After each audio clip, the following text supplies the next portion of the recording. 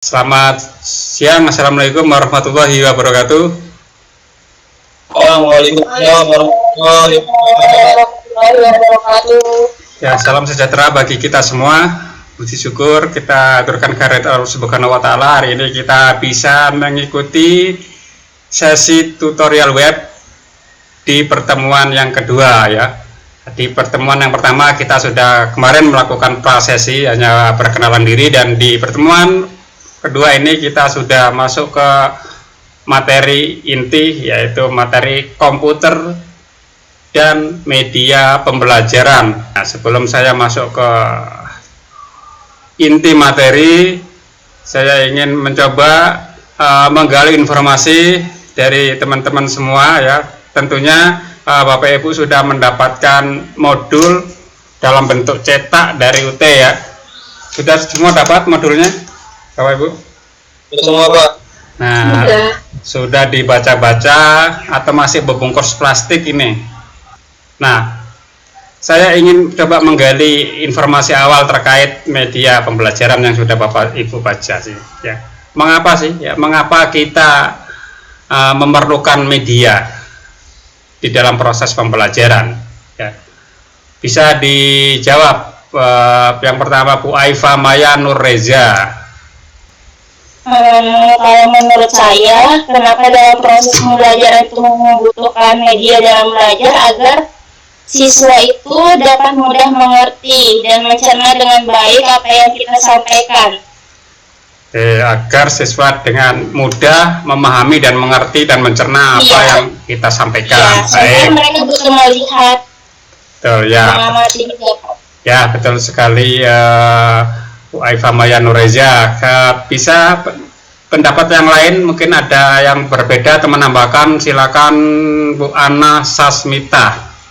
Kalau menurut saya Pak, media pembelajaran ini sebagai penunjang, fasilitas penunjang siswa agar mampu memahami apa yang disampaikan melalui media-media yang kita sediakan, contohnya seperti media gambar gitu. Oke, sebagai alat penunjang untuk memahamkan materi kepada siswa. Oke, bisa juga seperti itu. Bisa ditambahkan lagi Bu Aryati. Ya, silakan Bu Aryati. Ya. Kenapa kita butuh media pembelajaran itu supaya pembelajaran itu lebih menarik Pak. Jadi anak-anak itu belajarnya juga lebih interaktif, jadi nggak bosan. Baik. Begitu, Pak. Ya, agar lebih menarik karena melalui media bisa lebih interaktif. Ya, terima kasih Bu Aryati atas pendapatnya. Pendapat lain saya coba minta dari Ibu Ayu Lestari. Apa pendapat Bu Domenica? Mengapa kita perlu media di dalam proses pembelajaran? Kalau menurut saya sih Pak, membantu guru menyampaikan pesan-pesan atau materi pelajaran kepada siswanya agar lebih bisa, maksudnya agar lebih mudah dimengerti dan lebih menarik. Baik, agar mudah dimengerti dan menarik sehingga mampu memberikan semangat dan motivasi ke siswa untuk belajar gitu ya. Iya. Ya, betul sekali Bu Domenica. Bagaimana kalau dengan Pak Doni Aryo Kusumodewo? Saya media pembelajaran itu sangat berperan penting di sekolah dasar karena untuk menarik minat anak untuk belajar, khususnya di kelas rendah Pak. Apalagi dengan sekarang kita harus memvisualisasikan pembelajaran dengan contoh yang lebih nyata, seperti itu Pak. Baik, untuk menarik perhatian siswa ya dengan contoh-contoh yang lebih nyata melalui media seperti itu ya. Ini jadi Bapak Ibu, seperti yang sudah Bapak Ibu kemukakan pendapatnya tadi, bahwa media di dalam pembelajaran itu sangat penting ya. Ada banyak fungsi, ada banyak peran yang bisa dimainkan media. Ya, salah satunya menjadi lebih menarik dan interaktif sehingga siswa lebih termotivasi, siswa lebih bergairah dalam belajarnya. Ya. Bapak Ibu bisa menggunakan media-media yang ada melalui foto-foto, ya, melalui video. Ya, ini akan lebih bagus ya dibandingkan kita hanya berbicara serta secara lisan, secara verbalistik, karena foto ini bisa menggantikan 1000 kata-kata. Kita nggak usah ngomong panjang lebar dengan 1000 kata-kata, cukup ditunjukkan foto, gambar, anak-anak bisa paham apa yang dimaksud itu ya. Apalagi dengan video, dengan teknologi saat ini, tidak hanya sekedar foto mati atau gambar bergerak, tapi video, sebuah gambar yang bergerak ini akan lebih mempermudah dan lebih menarik siswa ya dalam memahami suatu materi. Fungsi lain dari media pembelajaran ini membuat materi akan lebih konkret dan lebih nyata. Bapak Ibu cerita tentang bagaimana proses terjadinya gempa, proses terjadinya gerhana matahari, proses terjadinya tanah longsor, gunung meletus. Nah, proses-proses itu kalau kita hanya ceritakan secara verbalistik, secara lisan, ini bisa jadi anak-anak masih kurang memahami. Ketika kita tunjukkan gambar-gambarnya, kita tunjukkan videonya, animasinya, oh begini loh proses terjadinya tsunami itu ya terjadi. Nah ini ada lapisan tanah bergerak, kemudian menimbulkan gelombang. Nah ini video-video dan animasi-animasi seperti itu banyak sekali Bapak Ibu ya, kita temukan di internet ya, di YouTube, yang bisa kita gunakan sebagai media agar yang sedang dijelaskan itu lebih konkret, lebih nyata. Begitu juga Bapak Ibu ketika kita mengajar matematika ke anak, terutama yang kelas tinggi ini. Yang kelas tinggi ini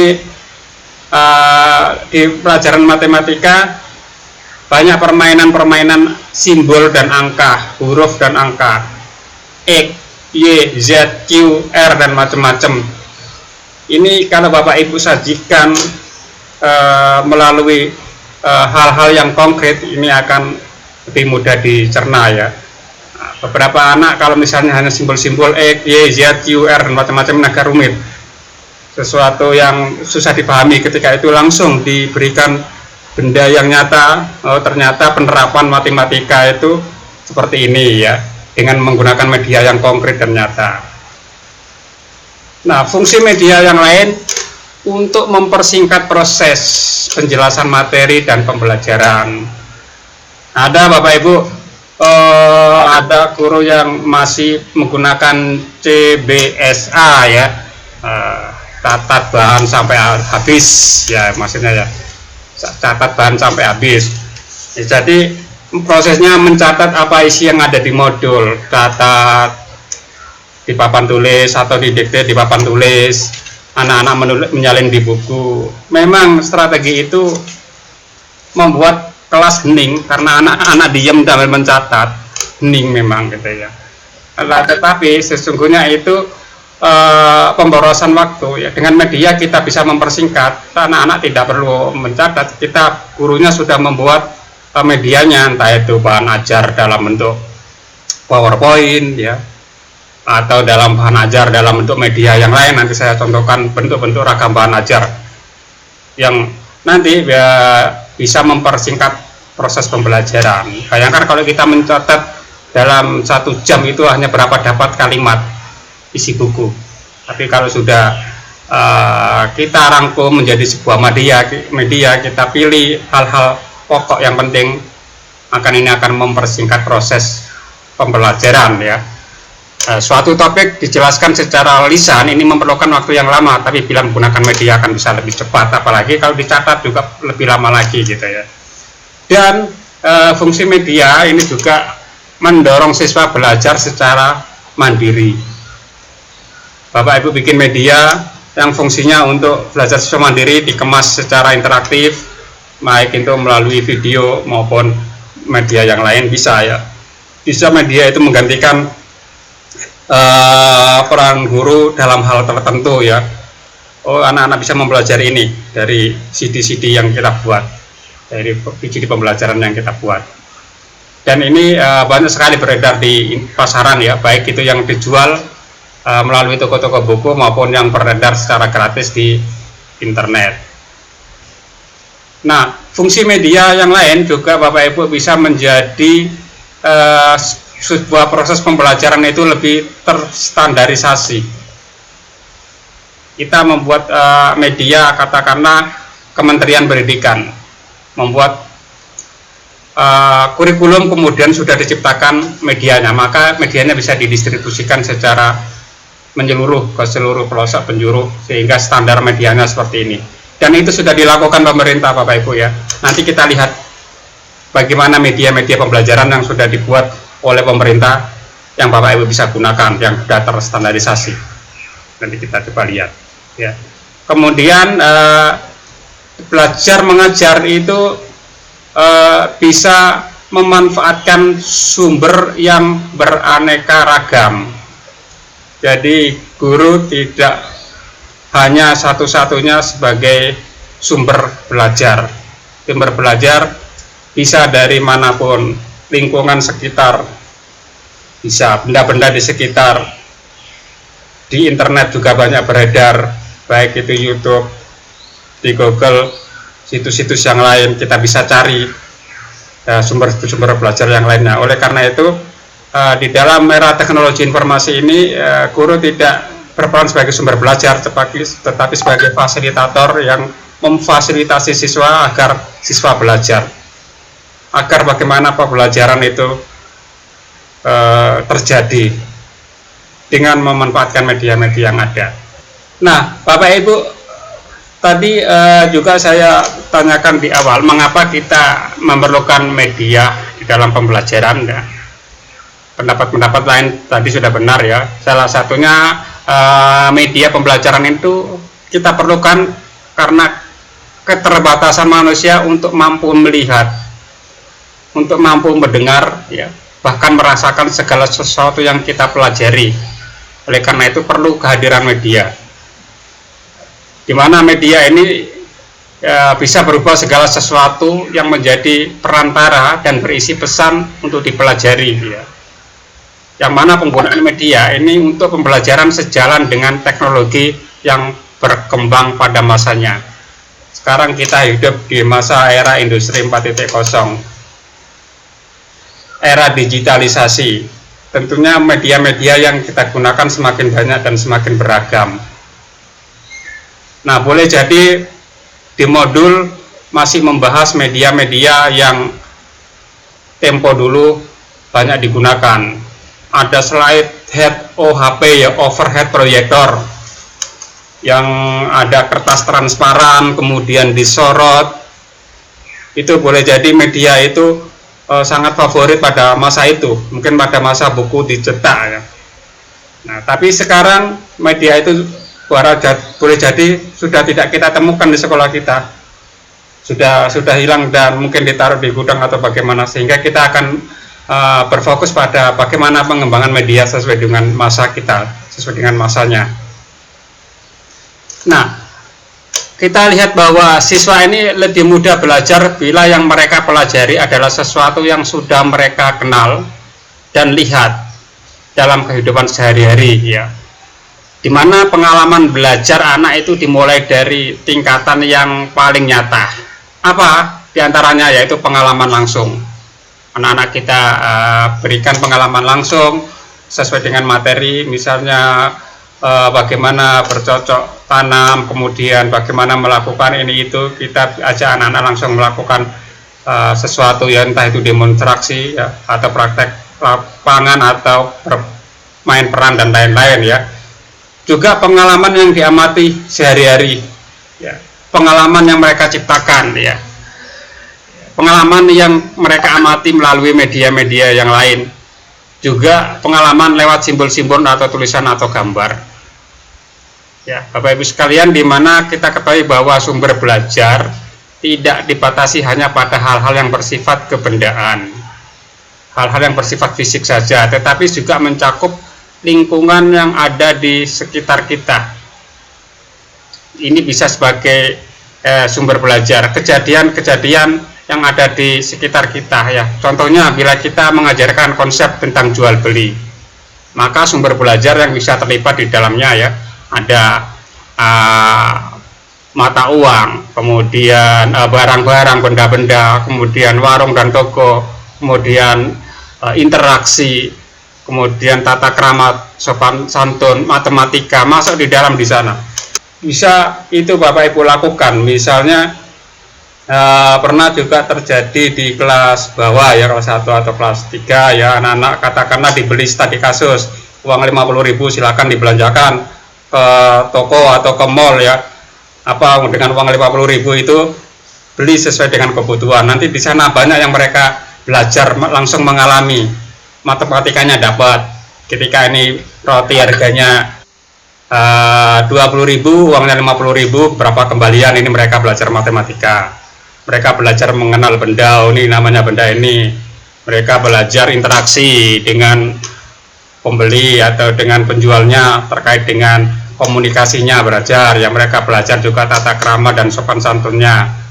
Nah, ini juga menjadi sumber belajar yang bagus yang kita bisa terapkan di dalam proses pembelajaran. Nah, di dalam pemanfaatan media pembelajaran Bapak Ibu, ini dikelompokkan menjadi dua kategori ya, dalam pemanfaatan media.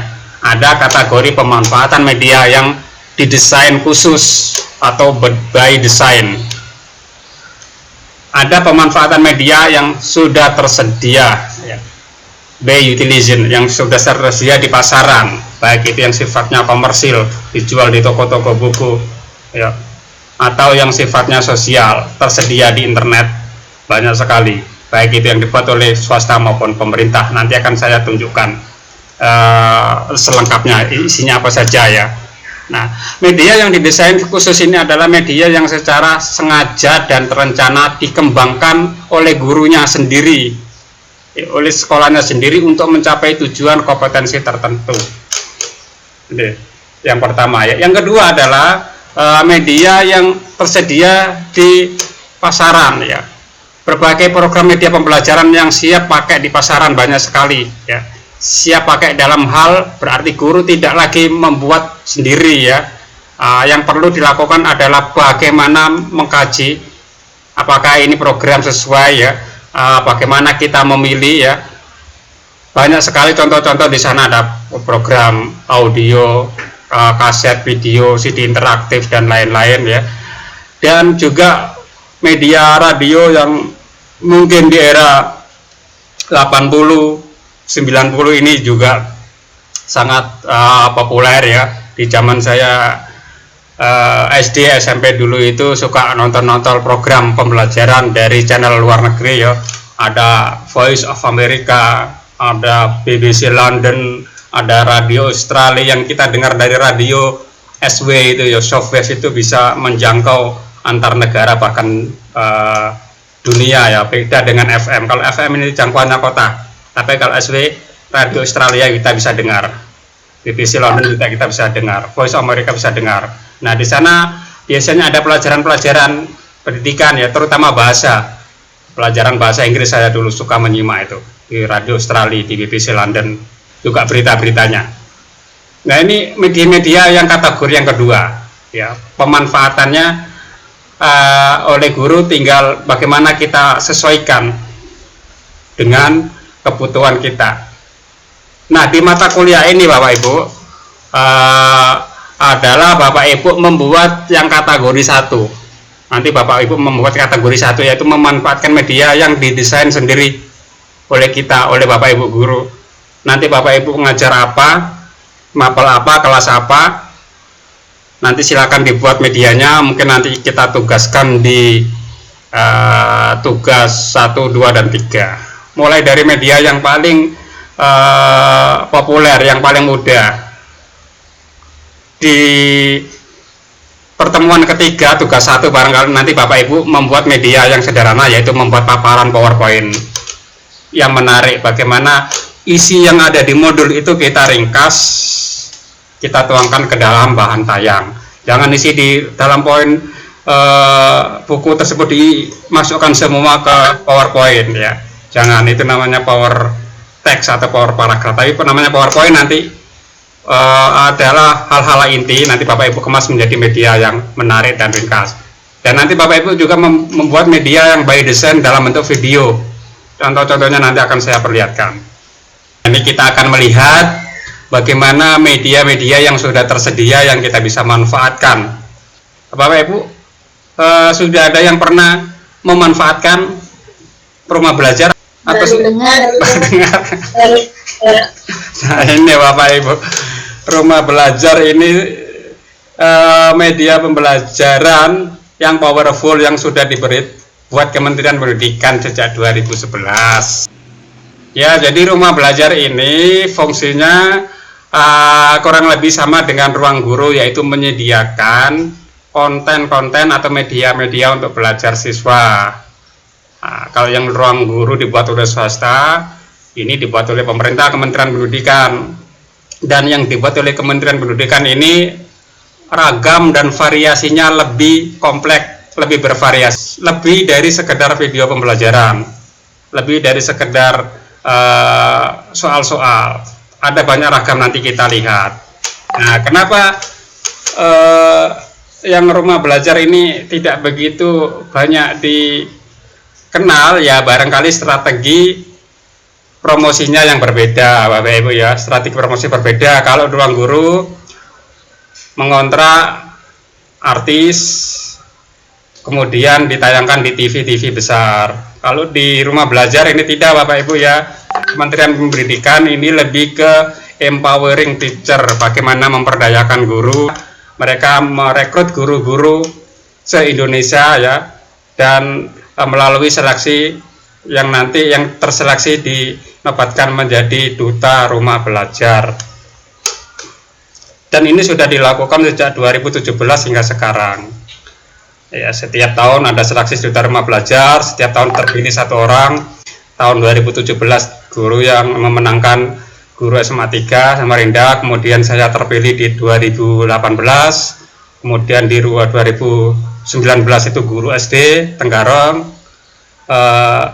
2020 itu guru SMP di Balikpapan ya, Pak Krowi, mungkin Bapak Ibu ada yang kenal Pak Krowi.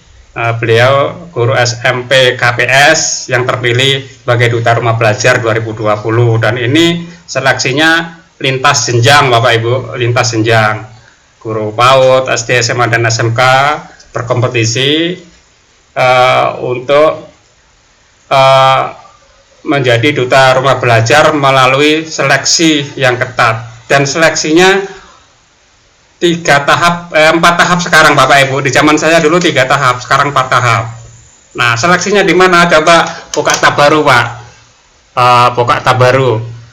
Saya kasih gambaran sebentar, nanti tahun depan barangkali Bapak Ibu bisa mengikuti seleksi ya. Nah, ini kita lihat Bapak Ibu, apa itu KEMBAT?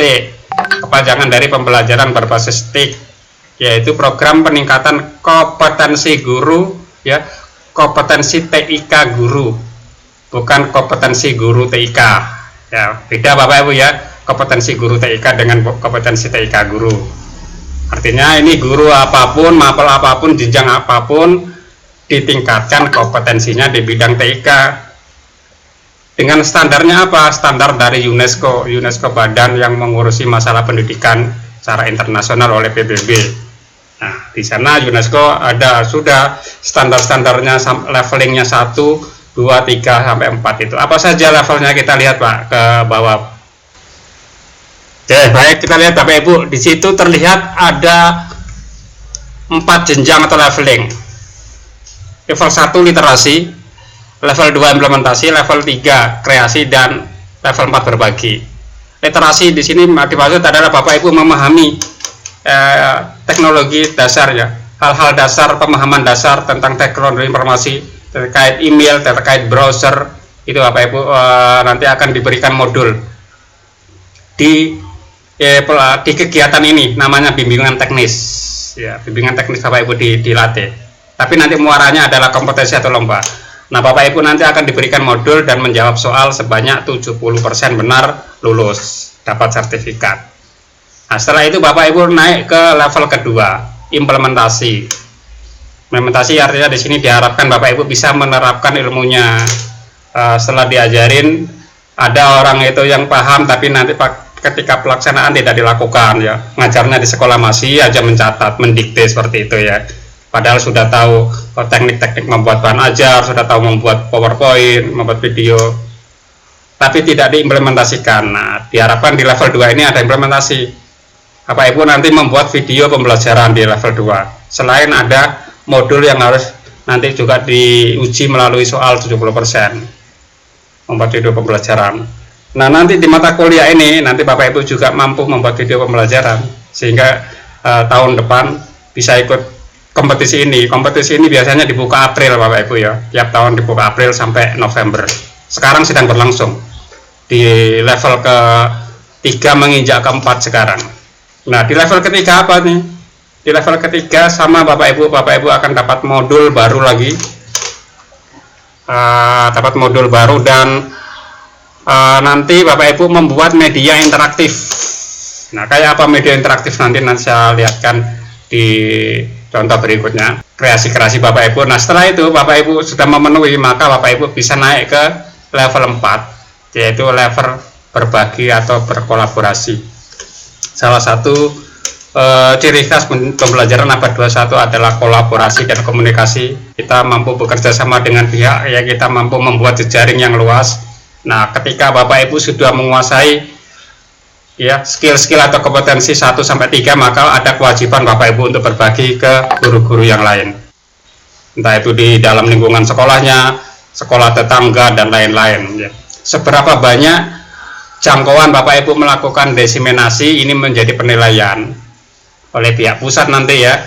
Setelah dilatih Bapak Ibu dipilih 30 orang terbaik masing-masing provinsi untuk dikerucutkan menjadi 1 orang terbaik ke pusat. Nah, 1 orang terbaik yang melalui seleksi 4 tahap ini akan dinobatkan oleh Kementerian Pendidikan menjadi duta rumah belajar yang nanti ada mendapat hadiah laptop, handphone, dan kegiatan-kegiatan lain selalu dilibatkan, termasuk bagaimana mengedukasi guru-guru di wilayahnya untuk mengetahui tata cara memanfaatkan media rumah belajar ini ya. Sayang sekali media yang dibuat sedemikian bagus tidak atau belum dikenal. Kalau belum dikenal, bagaimana cara memanfaatkannya ya. Nah, ini salah satu tugas duta rumah belajar. Untuk mengikuti kompetisi ini Bapak Ibu nunggu tahun depan bulan April ya. Tetapi Bapak Ibu tidak kehilangan momen loh, Pak, saya sudah bisa membuat media pembelajaran ini. Nunggu tahun depan kan lama ini. Ada lomba lagi Bapak Ibu yang dibuat oleh Kementerian Pendidikan terkait dengan bahan ajar ini yang nanti Bapak Ibu bisa manfaatkan. Coba ketik lagi Pak, di tab baru Pak. Di tab baru ketik namanya membatik, membuat bahan ajar bersetrika. Bahan ajar di jenis apa yang bisa Bapak Ibu lombakan? Nah, ada 4 kategori bahan ajar nih yang Bapak Ibu bisa nanti buat kalau sudah memiliki kemampuan dasar sebelumnya ya. Dan salah satu 4 ini nanti akan menjadi tugas akhir di mata kuliah ini ya. Ada yang kategori motion grafis ya. Kategori motion grafis ini bentuk bahan ajarnya adalah video Bapak Ibu, tapi isinya adalah animasi tulisan, animasi kartun yang menjelaskan tentang topik tertentu. Motion grafis Bapak Ibu bisa nanti lihat di rumah belajar, nanti saya tunjukkan ya. Kemudian ada yang kategori edukasi, game edukasi, permainan-permainan, terutama materi SD ini banyak sekali ya, pelajaran-pelajaran yang dikemas secara game. Matematika berhitung sesungguhnya itu pelajaran matematika, tapi anak-anak dibawa bermain-main dulu ya dalam bentuk permainan edukasi. Ada yang kategori laboratorium maya ya, biasanya nih pelajaran sains ya, IPA, fisika, biologi, kimia itu biasanya kita perlu bawa anak-anak ke laboratorium khusus kan. Kita ke lab IPA, kita ke lab biologi. Ini bahan ajarnya bisa Bapak Ibu nanti kemas seperti ini kategori laboratorium maya. Nah, ada tipe yang lain yaitu augmented reality. Ini bahan ajar yang mengkombinasikan teknologi smartphone ya. Nanti aplikasinya diinstal di Android, kemudian nanti memanfaatkan kamera disorot ke kartu yang isinya sudah bahan ajar, nanti disuruh di situ nanti akan ada muncul materinya. Misalnya ada materi tentang biologi metamorfosis kupu-kupu misalnya kan. Nah, ini ada gambar, ada kartunya, ada kartu khusus Bapak Ibu yang nanti di print di situ, kita sorot. Nah, nanti HP kita ada muncul visualisasi bergerak 3 dimensi tentang bagaimana proses terjadinya metamorfosis kupu-kupu, mulai dari kepompong, ulat dan seterusnya dalam 3 dimensi dan ada suaranya. Ini yang dalam bentuk augmented reality.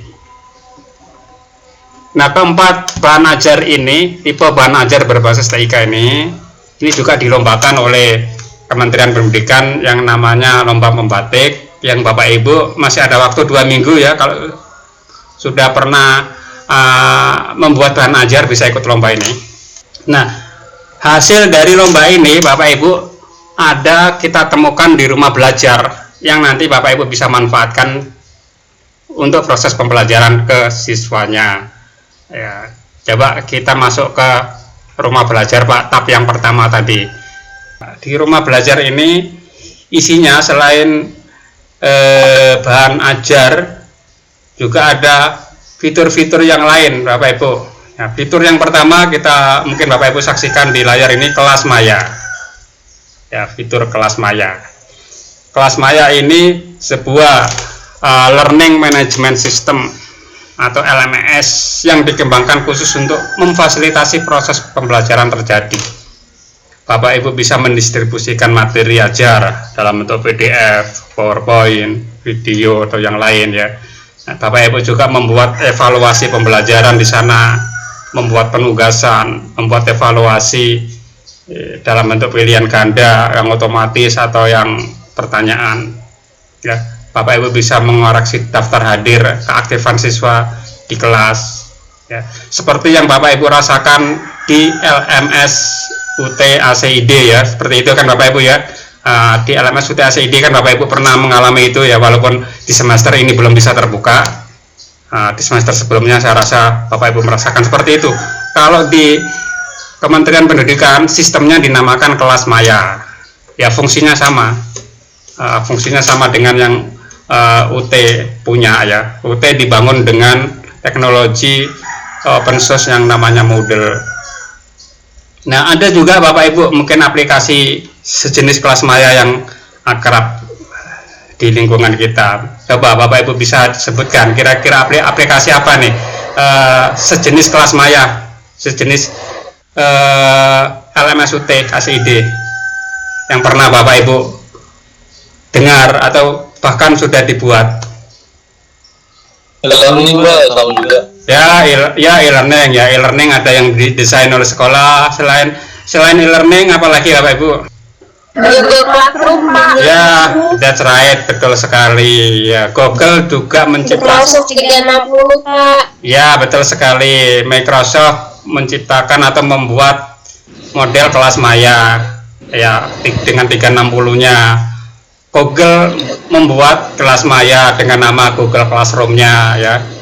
Rumah belajar Kemendikbud juga membuat kelas maya dengan namanya kelas maya itu tadi. Fungsinya sama, jadi Bapak Ibu lebih nyaman dengan menggunakan yang mana, yang silakan Bapak Ibu lanjutkan untuk proses pembelajaran. Dan di masa pandemi ini sangat berperan, sangat penting sekali kita gunakan. Fitur yang lain adalah sumber belajar Bapak Ibu. Tekan coba sekarang. Nah, ini Bapak Ibu. Ini isi sumber belajar yang dibuat oleh Kementerian Pendidikan. Ada beberapa tipe Bapak Ibu ya. Kita lihat dari bawah Pak. Dari bawah ini ada konten media pembelajaran dalam bentuk audio, suara. Coba diklik salah satu Pak topik Pak. Kehidupan akan mengajarkan banyak hal kepada kita kalau kita mau belajar. Apapun yang kita lakukan saat ini akan berdampak pada kehidupan di masa depan. Inilah RE hari ini, menyembuhkan sejumlah peristiwa di masa lalu untuk kita ambil hikmahnya guna kehidupan kini dan esok yang lebih baik. Kemarin adalah masa lalu, esok adalah masa depan. Namun Ya, hari ini nggak apa-apa, nggak usah harus sampai stop dulu, nggak usah harus sampai penuh ya. Oke, jadi itu media dalam bentuk audio dan ini penting juga disajikan ke dalam kelas. Kita mungkin Bapak Ibu ketahui bahwa setiap anak memiliki karakteristik yang berbeda di dalam mencerna sebuah masalah ya. Ada tipe yang auditory, ini sangat cocok sekali dengan tipe video audio ini ya. Suara-suara ini dari RE Radio Edukasi ini bisa disajikan untuk di kelas ya. Banyak di situ cerita-cerita, salah satunya ini tentang Halim Perdana Kusuma, mungkin apa yang bisa diteladani melalui cerita ya. Anak-anak nanti bisa mengembangkan imajinasinya sendiri ya, daya nalarnya sendiri akan berkembang dengan suara tersebut. Tipe auditori ini bisa menangkap pesan ini dengan baik, dan biasanya anak-anak tipe ini ketika proses pembelajaran di kelas matanya tidak konsentrasi ke wajah gurunya, matanya tidak konsentrasi ke papan tulis, tapi masih tetap bisa memahami apa yang sedang diceritakan gurunya. Nah, tipe yang visual ini biasanya melototi papan tulis, melototi wajah gurunya, baru bisa paham. Apalagi yang tipe kinestetik, ya harus praktek, harus melakukan sesuatu baru dia paham. Nah, ini yang perlu kita juga pahami di dalam mengemas media. Nah, kita coba sekarang tengok lagi Pak, media yang dalam bentuk yang lain. Ini tadi audio, kita coba lihat yang dalam bentuk interaktif. Oke, kita lihat media dalam bentuk web seperti apa. Coba Bapak pilih salah satu topik itu, bangun datar lingkaran atau yang mana, coba diklik ya. Sistem pernapasan, coba dilihat selengkapnya. Nah, salah satu ciri khas media dalam bentuk interaktif adalah ada tombol-tombol Bapak Ibu. Tekan tombol start, tombol mulai, tombol tutup, tombol home, tombol materi, dan seterusnya. Ya, kita lihat tampilan berikutnya setelah ditekan tombol mulai. Sudah ditekan Pak tombol mulainya Pak. Di sini masih belum berubah. Nah, kita tunggu, mungkin ada selisih waktu.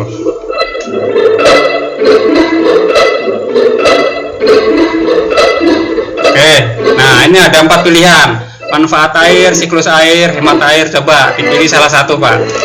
Pilih salah satu topik, materi, klik. Nah, ini tentang manfaat air bagi manusia. Ya, tekan tombol next. Nah, ini Bapak Ibu, setiap topik diklik agar topik yang lain gitu ya, yang saling bersambung dan nyambung menjadi satu kesatuan materi. Ya, coba masuk ke menu home Pak, ada muncul apa ini? Kalau diketik home ya, klik. Ya, ayo tekan ayo berlatih Pak. Ayo berlatih, kalau tadi ayo belajar, sekarang ayo berlatih. Ini biasanya isinya latihan soal-soal, permainan-permainan atau game. Kita lihat. Oke, kita tunggu Bapak Ibu ya prosesnya ya. Nah, ini soal ya, berikan istilah, letakkan pilihan jawaban Anda di definisi yang tepat.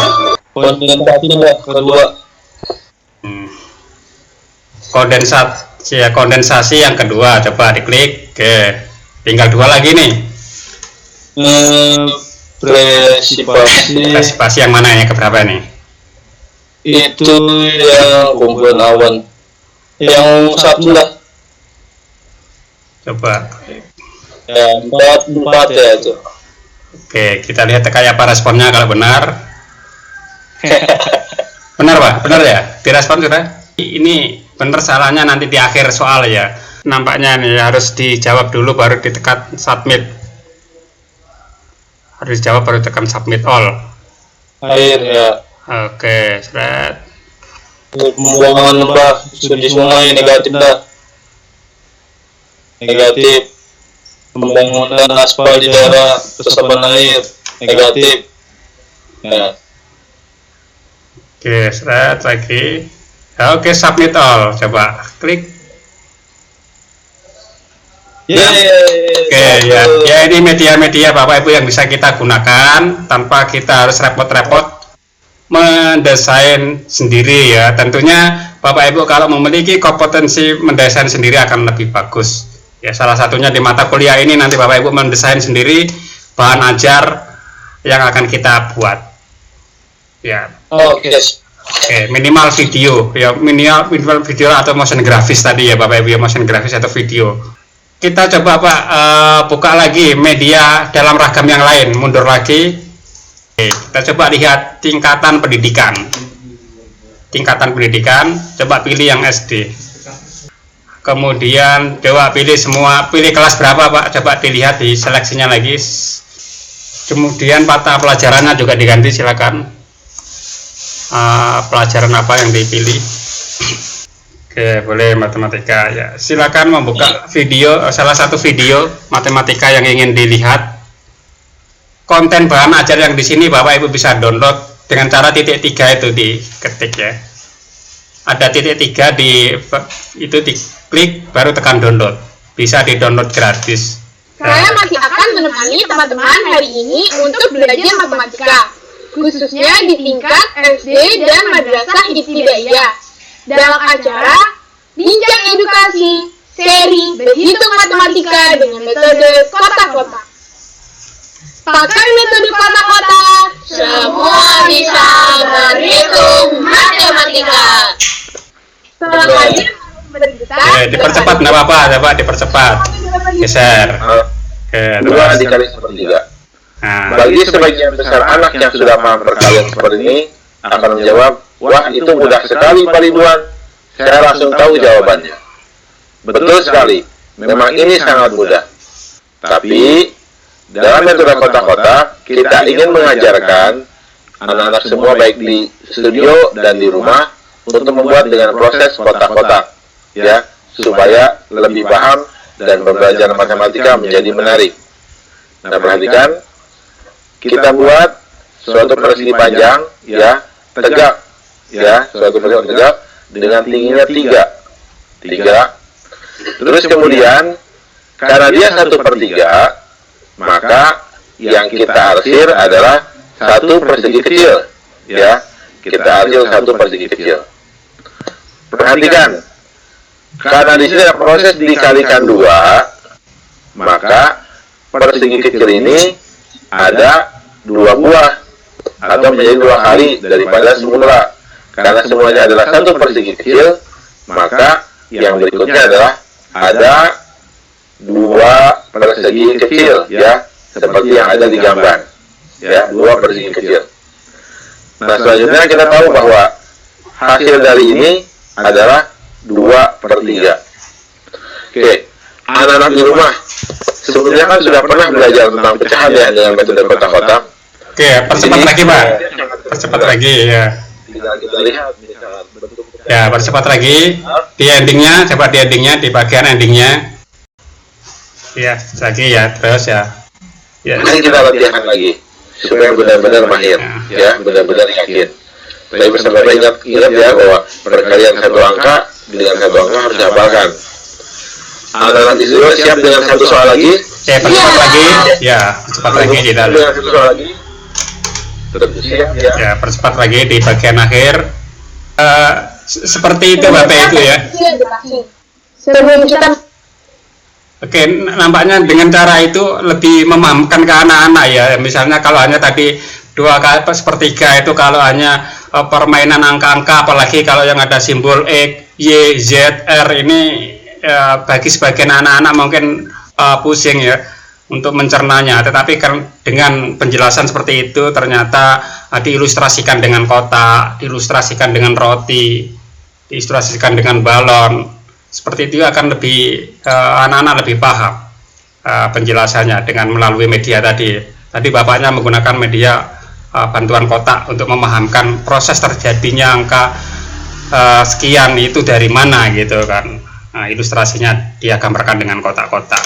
Dan itu peran media salah satunya untuk lebih memahamkan kepada siswa tentang sesuatu hal, konsep perkalian, konsep pembagian, ya, konsep peristiwanya terjadi digambarkan dengan ilustrasi-ilustrasi tersendiri. Ya, kita lihat lagi Pak. Coba kita lihat lagi dengan kategori yang lain. Masih diklik-klik di garis-garis yang 3 tadi. Coba kita lihat yang kategori SMK Pak. Kita lihat Oke, SMK, coba pilih yang kelas 3. Kelas 3. Apa, Pak? Kelas 3 Bapak Ibu. Terus ya, kelas 3, kelas 12 ya. Kelas 3 itu kelas 12. Ya, saya masih konsep lama itu. Nah, pelajaran, coba pelajaran multimedia, Pak. Multimedia. Ya, nampaknya untuk pelajaran kelas 3 coba diklik yang punya saya itu, Pak. Minim sekali Bapak Ibu kalau untuk jurusan SMK. Kalau SD banyak sekali yang membuat itu. Bapak Ibu, ya. Ya. Kalau SD banyak, kalau SMK baru sedikit, tadi hanya saya yang buat untuk SMK ya. Coba di play, Pak. Di play ada audionya, nanti audionya, Pak. Interaktif adalah pemanfaatan komputer untuk membuat dan menggabungkan teks, gambar, suara, video, dan animasi dengan menggabungkan perangkat-perangkat tertentu yang dapat memungkinkan pengguna melakukan navigasi, berinteraksi, dan berkomunikasi. Interaksi adalah fitur yang paling menonjol dalam multimedia interaktif, sehingga timbul active learning. Multimedia interaktif terbagi atas dua bagian.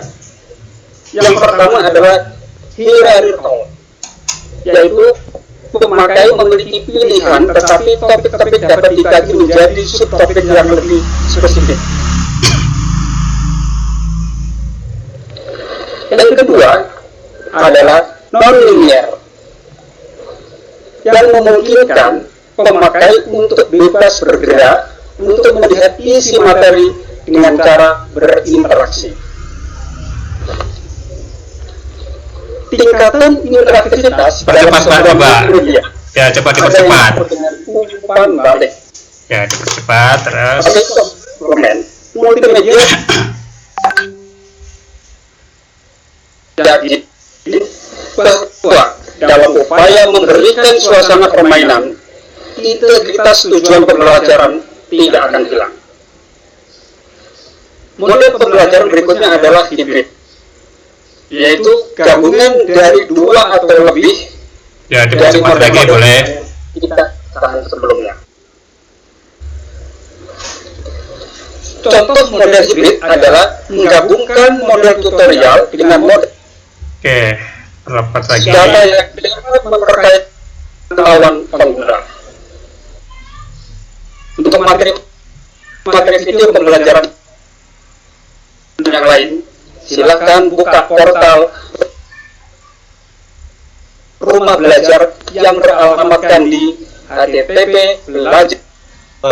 Oke, ya seperti itu Bapak Ibu ya. Bisa di-download. Ya. Oke, yang lain Pak. Ya di start dulu ya ini. Dan ini Bapak Ibu bisa download tadi ya, tanpa harus register, tanpa harus login. Nah, salah satu tugas dari Bapak Ibu di semester 4 ini, Bapak Ibu mampu membuat bahan ajar yang by design. Ya, by design oleh Bapak Ibu sendiri. Yang kali ini kan sudah dibuat oleh Kementerian Pendidikan. Jadi ini Bapak Ibu membuat bahan ajar by design yang nanti ada bertingkat-tingkat tingkat kesulitannya ya. Di level atau di tugas 1 pertemuan ketiga nanti Bapak Ibu akan mendapatkan tugas membuat bahan ajar yang sederhana, yaitu bahan tayang presentasi PowerPoint aja ya. Bapak Ibu nanti membuat PowerPoint, dibuat semenarik mungkin visualisasinya, tampilannya ya, tidak harus mengetik utuh dari yang ada di modul. Jangan seperti di modul itu di copy paste utuh seperti itu ya, tapi Bapak Ibu rangkum apa yang menjadi highlight, akan menjadi inti dari materi yang ada di buku, poin-poinnya ditulis di PowerPoint. Namanya saja PowerPoint. Jadi poin-poinnya Bapak Ibu tulis dengan ukuran huruf yang minimal itu 18 ya, minimal 18 ya. Kemudian katanya juga jangan terlalu panjang-panjang ya. Dipersingkat, diperbanyak gambar ya. kalau di PowerPoint Bapak Ibu lebih perbanyak gambar, jangan terlalu banyak tulisan, karena dengan gambar bisa menjelaskan 1000 kata tadi ya. Itu bahan ajar yang nanti menjadi Bapak Ibu tugas pertama ya di pertemuan ketiga. Nah, di pertemuan kelima nanti Bapak Ibu membuat bahan ajar yang model video seperti ini tadi, video pembelajaran. Nanti kita berikan materinya ya. Ya Bapak Ibu, mungkin nanti di materi saya itu tidak letterbox yang ada di modul Bapak Ibu ya.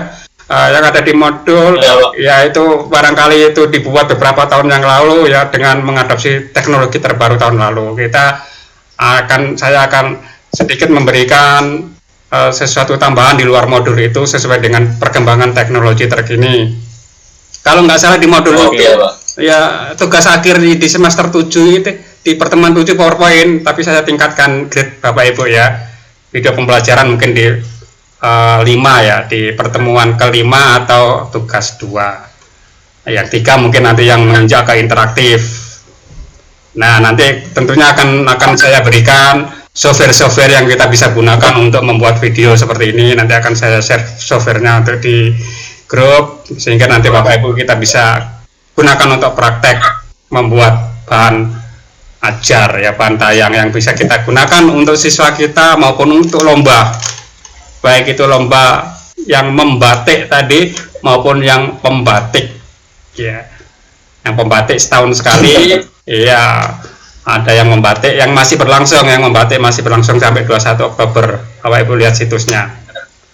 Dan rumah belajar ini Bapak Ibu bisa diakses di Play Store. Bapak Ibu unduh dan download aplikasinya di Play Store.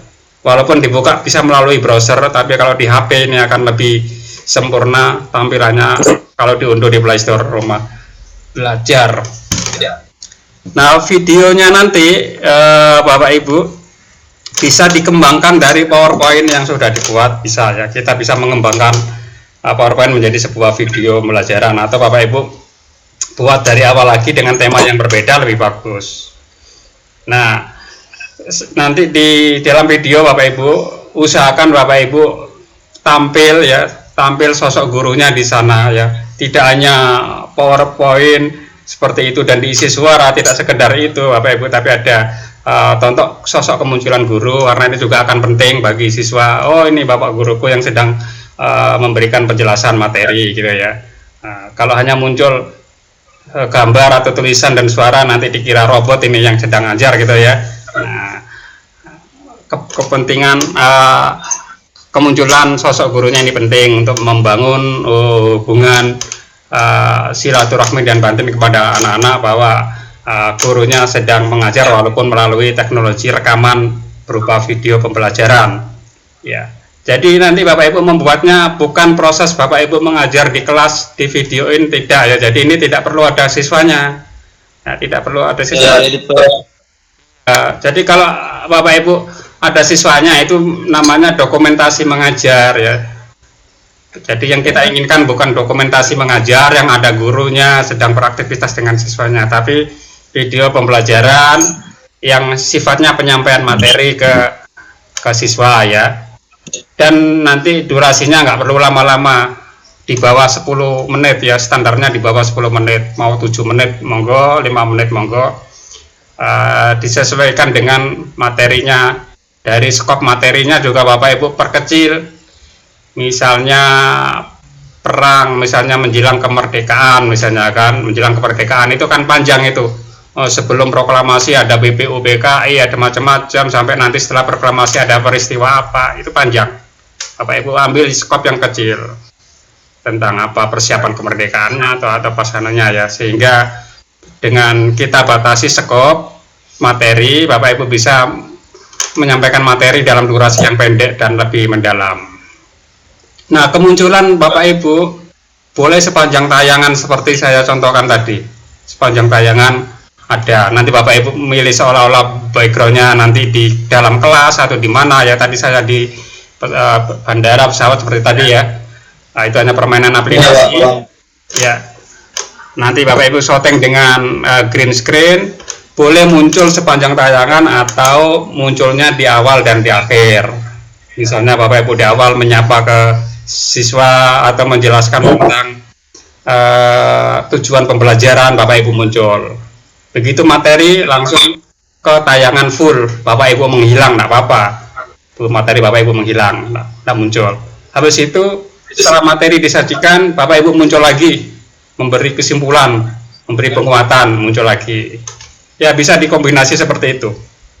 Ya, wajah gurunya muncul, hilang, muncul lagi seperti itu. Atau sepanjang tayangan muncul seperti saya tadi juga silakan ya. Nah, nanti kita akan pelajari strategi dan teknik-tekniknya untuk ke arah sana. Baik, itu tadi Bapak Ibu gambaran tentang media pembelajaran ya. Baik itu yang by design maupun yang sudah tersedia. Salah satunya yang sudah tersedia tadi di rumah belajar, dan masih banyak lagi ragam media pembelajaran yang disediakan rumah belajar. Tadi kita baru mengupas 3 aja Bapak Ibu.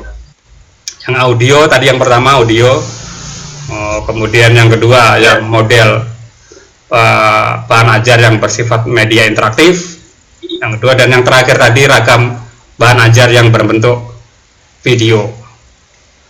Yang berbentuk game, augmented reality, laboratorium maya, bagaimana nanti akan coba saya jelaskan di pertemuan berikutnya, dan Bapak Ibu bisa explore sendiri ya setelah materi ini. Baik, kita masih punya waktu 2 menit menjelang jam 4. Adakah yang ingin ditanyakan terkait pembahasan materi dan topik diskusi hari ini? Silakan Bapak Ibu. Ya, monggo, siapa ini? Aifa Maya Nur Reza, ya monggo. Ya, tadi itu kan tugas 1 pertemuan minggu 3. Ya, betul. Itu kan Bapak tugasnya suruh membuat PPT Betul. dari membuat video dari PPT. Membuat PPT dari modul. Ya, membuat PPT dari modul. Ya, membuat PPT dalam bentuk merangkum modul yang ada dipegang. Ada kan dikasih modul cetak oleh UT. Nah, ya PPT-nya merangkum. Itu yang di 5 nanti, yang kelima. Tugas kelima. Ya. Pertemuan. Kira-kira berkelompok atau individu Pak yang PPT?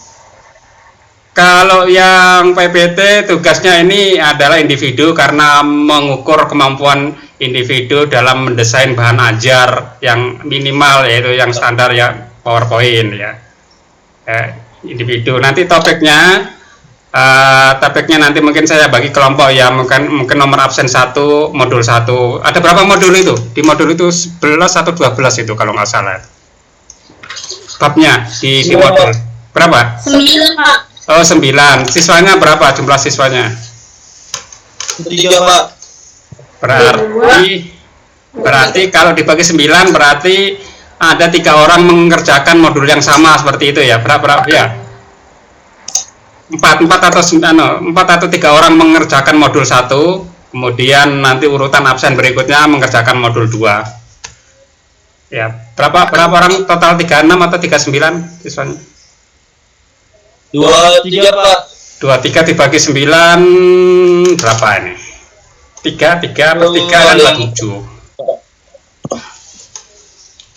Kalau 3 berarti ada 7 ya, berarti gitu aja, nanti sisanya 2 orang nggak apa-apa ya. Jadi nomor urut 1 absen 1 sampai 3 modul 1, 4, 5, 6 modul 2, dan seterusnya nanti sisanya per 2 orang seperti itu ya. Jadi Bapak Ibu nanti di tugas 1 itu membuat rangkuman materi di modul sesuai dengan nomor urutan di absen. Nanti akan saya tulis di LMS kalau LMS-nya udah bisa dibuka.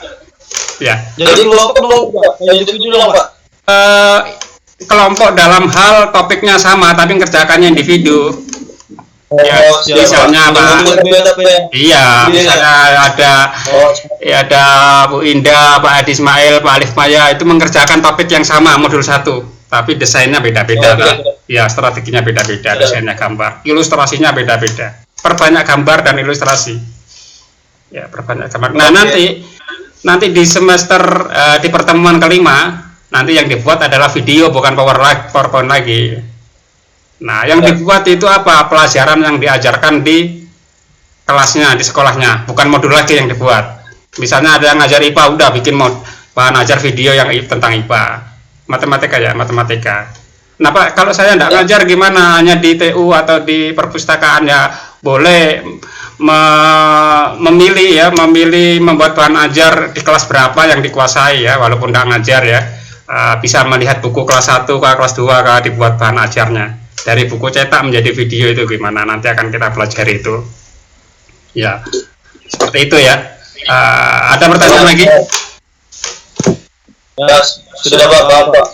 Oke, itu mudah-mudahan paham semua. Terima kasih Bu Alifa atas pertanyaannya lebih lanjut yang menegaskan keraguan teman-temannya tadi. Bu Indah Puspito, Rini gimana? Aman? Jelas? Jelas, Pak. Terima kasih ya Bapak Ibu semua atas partisipasi kegiatan hari ini. Nanti Bapak Ibu bisa mempelajari lebih mendalam dari modul-modul, dan semoga dalam waktu dekat juga LMS-nya udah bisa diakses. Nanti materi-materi akan saya tulis di sana, saya kirim ke sana, dan termasuk tugasnya juga saya tulis di LMS. Dan untuk absensi juga demikian, ini biasanya saya langsung absensi dari LMS karena belum bisa diakses. Ya mungkin saya lihat dari screen capture yang muncul namanya di sini ya. Ada 26 orang, ada namanya tercapture semua di sini. Oke, saya akhiri untuk sesi pada sore hari ini. Sampai ketemu minggu depan dalam waktu dan jam yang sama. Selamat sore. Assalamualaikum warahmatullahi wabarakatuh.